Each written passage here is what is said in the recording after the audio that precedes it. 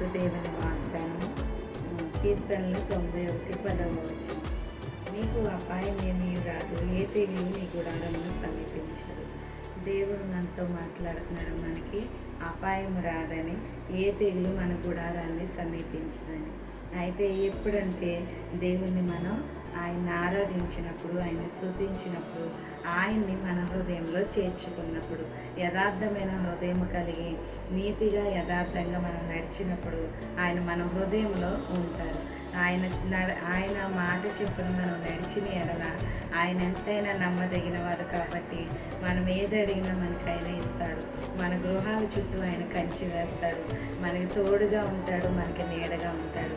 ఏ అపాయము మన గృహాలకి రాకుండా ఆయన మన చుట్టూ ఆయన దేవదూతల్ని కంచి ఉంచుతారు. దేవుడు మన అందరి గృహాల చుట్టూ దేవుని కాపుదల ఉండనుగాక.